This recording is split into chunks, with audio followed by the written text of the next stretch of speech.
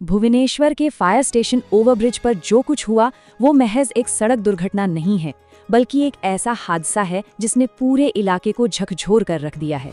आज के इस विश्लेषण में हम ठीक इसी दर्दनाक घटना की तह तक जाने वाले हैं। ये सिर्फ एक पल की बात थी जिसने कई जिंदगियां हमेशा के लिए बदल दी।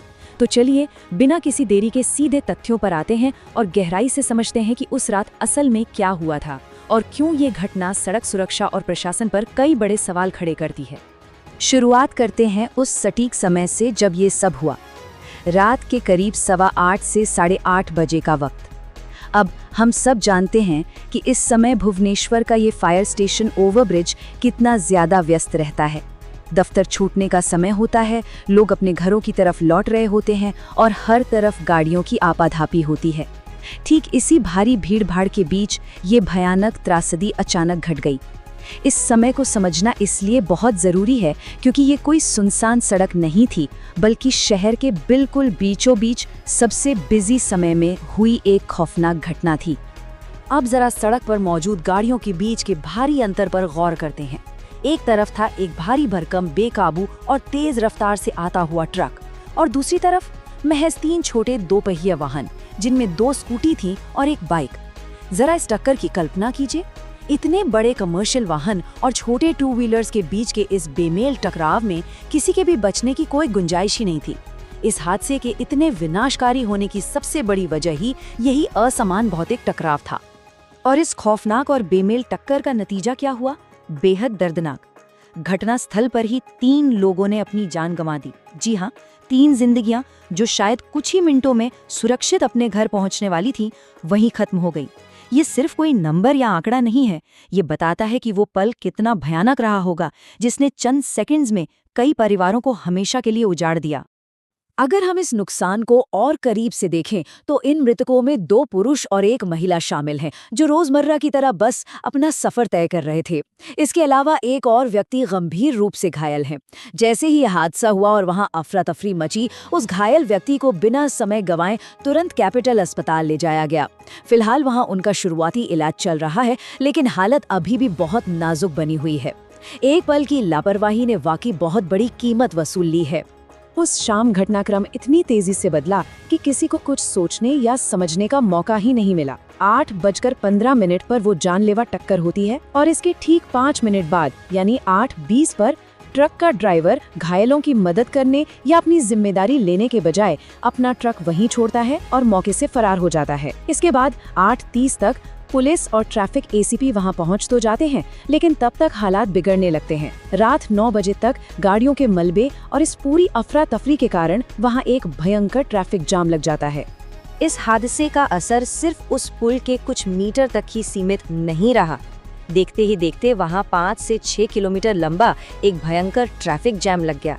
इस भारी गतिरोध ने पूरे शहर की रफ्तार पर जैसे पूरी तरह से ब्रेक ही लगा दिया। जो लोग उस जाम में फंसे थे, जाहिर है उनका गुस्सा और तनाव भी लगातार बढ़ रहा था, क्योंकि वो घंटों से वहीं अटके थे। ये साफ दिखाता है कि शहर के किसी अहम जंक्शन पर हुई एक दुर्घटना कैसे मिनटों में पूरे इलाके के सिस्टम को जाम करके पंगो बना सकती है। ये अराजकता कितनी विशाल थी, इसे इसके फैलाव से समझते हैं। जयदेव भवन से लेकर जयदेव विहार तक का पूरा प्रमुख मार्ग पूरी तरह ठप हो गया था। ये शहर की एक बहुत ही महत्वपूर्ण जीवन रेखा है। अब पुलिस और ट्रैफिक अधिकारियों के सामने एक बहुत बड़ी और दोहरी चुनौती खड़ी हो गई थी। एक तरफ उन्हें दुर्घटना स्थल को सुरक्षित करके घायलों को अस्पताल पहुंचाना था और दूसरी तरफ इस विशाल जाम को खुलवाकर लोगों का बढ़ता हुआ गुस्सा भी शांत करना था। इन सब के बीच एक ऐसा सवाल है जो बार बार दिमाग में आता है। आखिर इसी फायर स्टेशन ओवरब्रिज पर बार बार ऐसे जानलेवा हादसे क्यों होते हैं? अगर हम सिर्फ एक लापरवाह ड्राइवर को दोष देकर आगे बढ़ जाएं, तो शायद हम असल समस्या को पूरी तरह नजरअंदाज कर रहे हैं। हमें उन जमीनी और प्रणालीगत कमियों को समझना होगा जो ऐसी घटनाओं को बार बार होने का खुला निमंत्रण देती हैं। अगर हम गहराई में जाएं तो कुछ बहुत बड़ी खामियां सामने आती हैं। देखिए, प्रशासन ने पुल पर स्पीड लिमिट के बोर्ड तो जरूर लगा दिए हैं, लेकिन उन्हें लगभग हर कोई नजरअंदाज कर देता है। क्यों? क्योंकि वहां स्पीड मापने की कोई तकनीक जैसे कोई रडार या स्पीड कैमरा है ही नहीं। ओवरब्रिज पर नियमों को सख्ती से लागू करने वाला कोई कार्यकारी तंत्र मौजूद ही नहीं है और यही अनियंत्रित रफ्तार इस दुर्घटना के इतने घातक होने की असली वजह बनी। अगर तेज रफ्तार भारी वाहनों को जांचने का कोई भी तरीका वहां होता तो शायद आज ये जिंदगियां बचाई जा सकती थी। खैर, जैसे जैसे जांच आगे बढ़ी कुछ अहम सुराग भी हाथ लगे।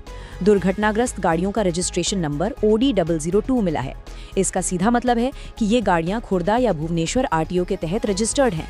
इससे पुलिस को एक शुरुआती अंदाजा मिल गया कि हादसे का शिकार हुए लोग शायद खुर्दा जिले के ही रहने वाले स्थानीय निवासी थे। ये छोटी सी जानकारी परिवारों तक जल्द से जल्द सूचना पहुंचाने में बहुत मददगार साबित हुई। इस पूरी आपात स्थिति में प्रशासन ने तुरंत और बड़े पैमाने पर काम शुरू किया। खंडगिली पुलिस को हालात संभालने के लिए तुरंत घटनास्थल पर तैनात कर दिया गया और साथ ही चंदिका पुलिस भी मदद के लिए पहुंच गए। ट्रैफिक ACP खुद वहां मौजूद रहकर जनता के गुस्से को शांत करने और ठप यातायात को फिर से शुरू करवाने में जुटे रहे और एक सख्त कदम उठाते हुए दुर्घटना में शामिल सभी छोटे बड़े वाहनों को आधिकारिक तौर पर जब्त कर लिया गया है ताकि आगे की कानूनी कार्रवाई और जांच ठीक से हो सके। तो अब आगे क्या? जांच एजेंसियों के सामने रात भर काम करने के लिए 3 सबसे जरूरी और तुरंत उठाए जाने वाले कदम थे। पहला, घटनास्थल से बरामद किए गए बैग और निजी सामान के जरिए मृतकों और घायलों की सही पहचान करना। दूसरा, उस ट्रक ड्राइवर को ढूंढ निकालना जो अपनी गाड़ी छोड़कर मौके से भाग गया था ताकि उसे इस भयंकर लापरवाही की सजा मिल सके।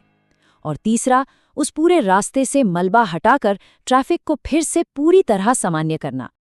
अंत में ये पूरी घटना हमें एक बहुत ही गंभीर सवाल के साथ छोड़ जाती है।